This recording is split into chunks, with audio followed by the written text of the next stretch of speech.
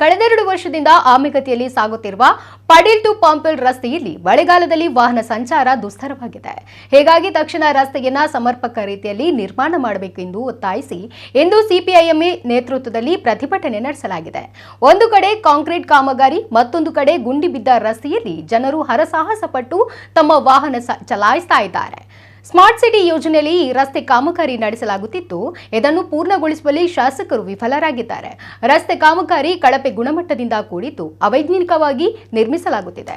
ಜನರ ತೆರಿಗೆ ಹಣವನ್ನು ಪೋಲು ಮಾಡುತ್ತಿರುವ ಇಂತಹ ಅಭಿವೃದ್ಧಿ ಕಾಮಗಾರಿಗೆ ಯಾರು ಹೊಣೆ ಎಂದು ಶಾಸಕ ವೇದವ್ಯಾಸ್ ಕಾಮತ್ ಉತ್ತರಿಸಬೇಕು ಎಂದು ಪ್ರತಿಭಟನಾಕಾರರು ಆಗ್ರಹಿಸಿದ್ದಾರೆ. ಕಾಮಗಾರಿ ತ್ವರಿತಗತಿಯಲ್ಲಿ ಮುಗಿಸದೇ ಇದ್ದಲ್ಲಿ ಮೇಯರ್ ಕಚೇರಿಗೆ ಮುತ್ತಿಗೆ ಹಾಕಲಾಗುವುದು ಎಂದು ಈ ಸಂದರ್ಭದಲ್ಲಿ ಎಚ್ಚರಿಕೆ ನೀಡಿದ್ದಾರೆ. ಕರ್ಕೋಬಾರ್ದ ಈ ನಮ್ಮನೆ ಸಿಮೆಂಟ್ ಬಾರ್ದ ಎಂಚಿನ ಮಂದಿ ಏನೇ ಗೊತ್ತುಂಡು ತೂವೊಂದುಲ್ಲತ್ತೆ ನಿಕ್ಕಳು ಸಾಮಾಜಿಕ ಜಾಲತಾಣ ಡಾಮರ ಪಾಡಿದ್ರೆ ಕಾಂಕ್ರೀಟ್ ಮಾಡಿದ್ರೆ ಕೈಕೆ ಲಕ್ಷ ಕೈಕೆ ದೆಪ್ಪಲೇನು ಅವಾಗ ವಾಹನದ ಕೆಲಸ ಒಬ್ಬರು ಮಲ್ಕೊಂಡಿ ಏರಾಡುವ ಜನಕ್ಕಳು ಇನ್ನು ಎಂಕ್ಲ ಕೆಲಸ ಬಂದೆ ಮತ್ತು ಸೂಪೇರ ಅವಾಗ ಕುಲೆ ಅಕ್ಲೆಗಳ ಗೊತ್ತುಂಡು